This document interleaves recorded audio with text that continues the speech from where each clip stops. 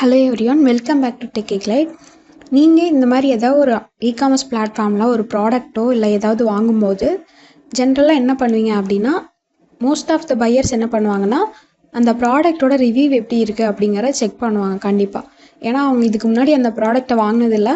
So யாராவது அந்த ப்ராடக்ட்டை வாங்கி அதுக்கான ரிவ்யூ போட்டிருந்தாங்க அப்படின்னா அதை பேஸ் பண்ணி அவங்களோட டிசிஷன் வந்து மேக் பண்ணுவாங்க. ஸோ அதே மாதிரி தான் இப்போ வந்து நம்ம நார்மலாக அமேசான் வெப்சைட்லேயே இப்போ பார்க்குறோம். இந்த ப்ராடக்ட் நீங்கள் வாங்குறீங்க அப்படின்னா ஜஸ்ட் இந்த ரிவ்யூவை கிளிக் பண்ணி அதில் ரிவ்யூ இருக்குது அப்படிங்கிறத பார்ப்பீங்க. அதே மாதிரி வேர்ட்பிரஸில் ரிவ்யூ ஆப்ஷனும் இருக்கும். டிஃபால்ட்டாகவே அந்த ஆப்ஷன் இருக்கும்.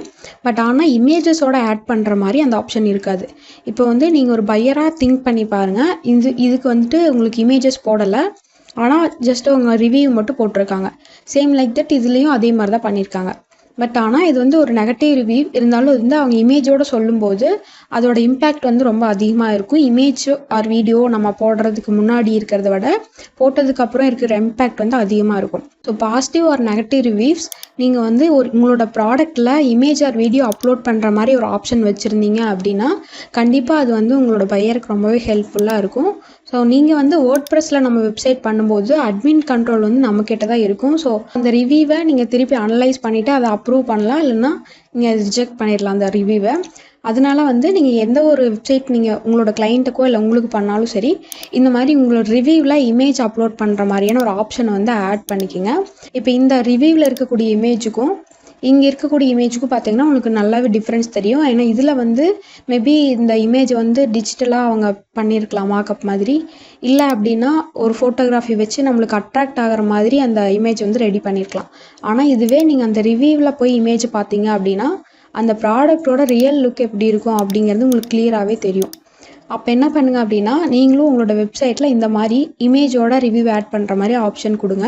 அது எப்படி ஆட் பண்ணலாம் அப்படின்னு சொல்லிட்டு நம்ம இப்போ பார்க்கலாம். பிளகின்ஸில் ஆட் பிளகின் கிளிக் பண்ணிக்கோங்க. சர்ச் பிளகின்ஸில் ரிவ்யூஎக்ஸ்ன்னு சொல்லி சர்ச் பண்ணுங்கள். இங்கே பார்த்தீங்கன்னா ரிவ்யூஎக்ஸ் இ-காமர்ஸ் ப்ராடக்ட் ரிவ்யூஸ் அப்படின்னு சொல்லி ஒரு பிளகின் வரும். இந்த பிளகினை இன்ஸ்டால் பண்ணிவிட்டு ஆக்டிவேட் பண்ணிக்கோங்க. உங்களோட பேனலில் இங்கே லெஃப்ட் சைடில் பார்த்தீங்கன்னா ரிவ்யூஎக்ஸ் அப்படின்னு சொல்லி ஒன்று ஆட் ஆகிருக்கும். அதை வந்து கிளிக் பண்ணிக்கோங்க.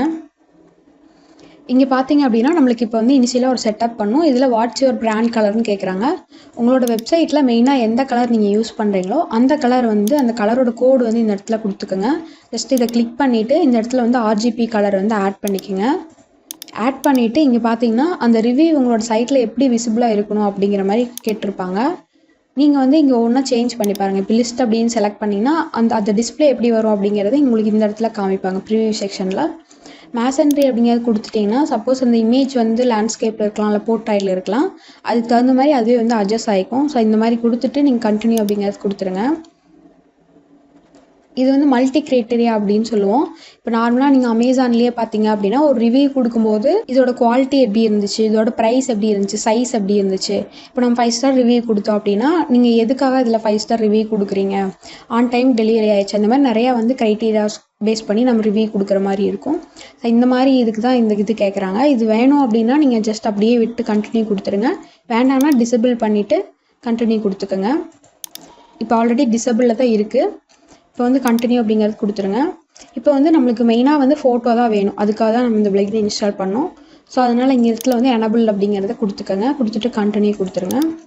இது வந்து நீங்கள் அமேசான்லலாம் பார்த்தீங்கன்னா உங்களோட ப்ராடக்ட் நீங்கள் பை பண்ணதுக்கப்புறம் ஒரு 5 days கழிச்சு உங்கள் மெயிலுக்கு ரிவ்யூ ரிக்வெஸ்ட் வரும். ஆட்டோமேட்டிக்காக அதுவே வரும். அது இந்த மாதிரி நீங்கள் கொடுக்கும்போது உங்களோட கஸ்டமருக்கு வந்து பை பண்ண கஸ்டமருக்கு மெயிலுக்கு இந்த ப்ராடக்ட் நல்லா இருக்கா அப்படிங்கிற மாதிரி ஒரு மெயில் போகும். அதுக்காக தான் இது. ஸோ இதை நீங்கள் எனபிள் பண்ணிக்கிங்க. மார்க்கெட்டிங்க்கு உங்களுக்கு ஹெல்ப்ஃபுல்லாக இருக்கும். இதில் வந்து எத்தனை நாள் கழிச்சு அப்புறம் உங்களுக்கு எத்தனை நாள் கழிச்சு நீங்கள் அந்த ரிவ்யூ ரிக்வெஸ்ட் சென்ட் பண்ணோம் அப்படின்னு கேட்குறாங்க. நார்மலாக உங்களோட ப்ராடக்ட் பேஸ் பண்ணி அது இருக்கும். ஏன்னா இப்போ வந்து ஒரு கார்டன் ப்ராடக்ட்ஸ் அப்படின்னா அந்த ப்ராடக்ட்ஸ்லாம் யூஸ் பண்ணி அதோட ரிசல்ட் தெரியறதுக்கு வந்து ஒரு 5 days ஆகுது மினிமமாக ஆகும். அதுக்கு நம்ம வந்து ரொம்ப டேஸும் போக வேண்டாம். ஸோ நீங்கள் அட்லீஸ்ட் உங்களுக்கு ப்ராடக்ட் பேஸ் பண்ணி எவ்வளோ டேஸ் கழிச்சு ரிவ்யூ அவங்களால கொடுக்க முடியும் அப்படிங்கிற பேஸ் பண்ணி போட்டுக்கோங்க. இந்த மாதிரி ஒரு 3 days அந்த மாதிரி கொடுத்துட்டு ஆஃப்டர் அப்படின்னு போட்டிருக்காங்க. இது வந்து ப்ராசஸிங் அப்படின்னா அவங்க இன்றைக்கி ஆர்டர் கொடுத்தாங்க அப்படின்னா இன்றைக்கி இருந்தே வந்து கணக்கில் வந்துடும். இன்னிலேருந்து 3வது நாள் வந்து உங்களுக்கு அந்த ரெக்வெஸ்ட் போயிடும். ஆனால் இந்த மாதிரி நம்ம பண்ணோம் அப்படின்னா அவங்களுக்கு ப்ராடக்ட் சம்டைம்ஸ் லாங் டிஸ்டன்ஸில் இருந்தாங்கன்னா அது போகிறக்கே அவங்களுக்கு ரொம்ப நாள் ஆகிருக்கும். அப்போ அவங்களால ப்ராடக்ட்டை பார்க்காம ரிவ்யூ கொடுக்க முடியாது. அதனால் கம்ப்ளீட்டட் அப்படின்னே வச்சுக்கோங்க.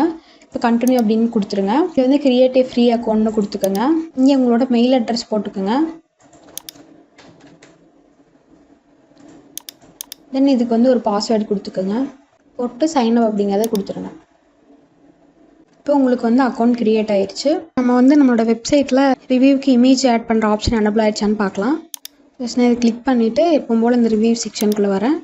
இங்கே வந்து பார்த்திங்கன்னா ஆல்ரெடி டிஃபால்ட்டாக இருந்த அந்த ரிவ்யூ எலமெண்ட்டை தூக்கிட்டு இப்போ நம்மளுக்கு வந்து இந்த பிளக்கின் மூலமாக வரக்கூடிய அந்த ரிவ்யூ ஆப்ஷன் வந்து எனபிள் ஆயிடுச்சு. இதில் வந்து உங்களுக்கு ரேட்டிங் டிஃபால்ட்டாக 5 ஸ்டார் இருக்கும். அதுக்கப்புறம் அவங்க வந்து அமேசான் மாதிரியே ரிவ்யூ டைட்டில் ஆட் பண்ணிக்கலாம், டிஸ்கிரிப்ஷன் ஆட் பண்ணிக்கலாம்.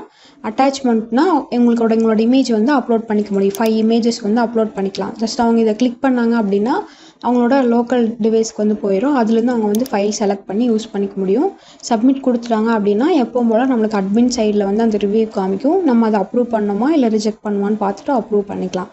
அது மட்டும் இல்லாமல் இங்கே பார்த்தீங்கன்னா ஓவராலாக நம்மளுக்கு வந்து இப்போ ஒருத்தவங்க 5 ஸ்டார் போட்டிருந்தாங்க, ஒருத்தவங்க 3 ஸ்டார் போட்டிருந்தாங்கன்னா எல்லாத்தையும் உங்களுக்கு போட்டு ஆவரேஜாக வந்து 4 ஸ்டார் அப்படிங்கிற மாதிரி காமிக்கும். 5 ஸ்டாரில் எவ்வளோ பேர் போட்டிருக்காங்க, எவ்வளோ பர்சன்டேஜ் போட்டிருக்காங்க, 4 ஸ்டாரில் எவ்வளோ பர்சன்டேஜ் போட்டிருக்காங்க.